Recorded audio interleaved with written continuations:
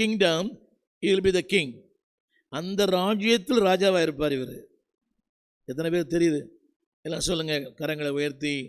என் பிரச்சனைகளுக்கு நீ ராஜா, என் போராட்டங்களுக்கு நீ ராஜா, என் குழப்பங்களுக்கு நீ ராஜா, என் குடும்பத்துக்கு நீ ராஜா, என் கண்ணீருக்கு நீ ராஜா, என் பிள்ளைகளுக்கு நீ ராஜா, என் கணவர்களுக்கு நீ ராஜா, என் இல்லாமல் ராஜா, இந்த யுத்தத்திலும் நீ ராஜாவாக இருக்கிறீர். You are the king for. அதனுடைய கருத்து என்னவென்றால், ஆளுகிறவர், அரசாட்சி செய்கிறவர், எல்லாவற்றையும் கட்டுப்படுத்துகிறவர். யோசித்து பார்க்குறேன், அந்த எல்லாமே 6 வரும். நம்பர் ஒன் அவரை சந்திக்கிற அந்த நிமிஷமே a moment of repentance. 2வது a moment of recognition, புரிந்து கொள்ளும் தன்மை. 3வது a moment of reliance, அவரை சார்ந்து கொள்ளுகிற ஒரு வாழ்க்கை, அவரை நம்பிக்கை நேரம் எல்லாமே. அவரை பாருங்க, உம்முடைய ராஜ்யம் வரும்போது நீர் என்னை, அப்படின்னா முழுக்க யாரை சார்ந்து கொள்ளுதல்? அவரையே.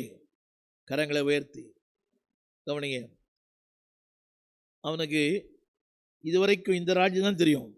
ஒரு சின்ன கேள்வி, இந்த ராஜ்யம் தெரிந்திருந்தால் இத்தனை காலங்களை வீணாக கழித்திருக்க மாட்டான். இந்த ராஜ்யத்தை குறித்த தெளிவு இருந்தால், இந்த ராஜாவை குறித்த ஒரு அறிவு இருந்திருந்தால், இவ்வளவு காலங்களை வீணாக, வெறுமையாக, அர்த்தமில்லாமல் வாழ்க்கையில் இந்த அளவுக்கு கொடூரமான மரணத்தை சந்தித்திருக்க மாட்டான். ஆனால் அந்த நேரத்தில் அவனுக்கு தேவன் ஒரு தெளிவை கொடுத்தார். அதான் சொல்லுகிறேன், புரிந்து கொள்ளும் தன்மை. எல்லாம் கரைங்களை உயர்த்தி சொல்லுங்க, என்னை புரிஞ்சு கொள்ள தன்மை தாங்க ஆண்டவரே. இங்கே இருக்க எல்லாரையும் சொல்கிறேன், உங்களை கேட்டால் நீங்கள் எல்லாம் கரெக்டுன்னு தான் சொல்லுவீங்க, என்னை உட்பட தான். ஆனால் அவருடைய வெளிச்சத்தில் நிற்கும் போது தான் தெரியும் நான் எந்த அளவுக்கு குறைவுள்ள நான் இருக்கிறேன். என் பக்தன் சொன்னான், வெளிச்சத்தில் வெளிச்சம் காண்கிறோம். when I look someone, என்னுடைய கீழான ஆளை பார்க்கும்போது நான் உயர்ந்தவன். இப்படி நான் வந்து கொண்டிருந்தேன், ஆட்டோவே கிடைக்கல. அந்த எம்சியோட ஒரு வீட்டு ஜாம் பண்ணிட்டு வந்தபோது திடீர்னு ஒரு ஐயா வந்து, ஐயா சோத்திரம் ஐயா அப்படின்னாரு. என்னையா அங்கே நிற்கிறீங்க?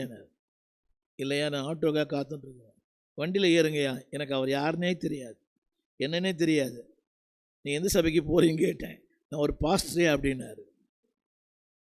ஐயா அவனை கொண்டு போய் விடுறேன், செய்தியெல்லாம் கேட்குறேன்யா. நான் சொல்லுந்த கருத்து என்னவென்றால், கவனியுங்கள், அதாவது அந்த புரிந்து கொள்ளுகிற தன்மை ஒருவருக்கு வரும்போது உலகமே உங்கள் பின்னால் வந்துடும். சிலை வண்டி வரும்போது நான் சொன்னேன், இல்லையா நான் போயிட்டு நான் போடுறேன்யா. இல்லைங்க, நான் உங்களை கொண்டு போய் விட்டுடுறேன் வீட்டில். கவனிங்க, இவனுக்கு எப்படி அந்த நம்பிக்கை வந்துச்சு?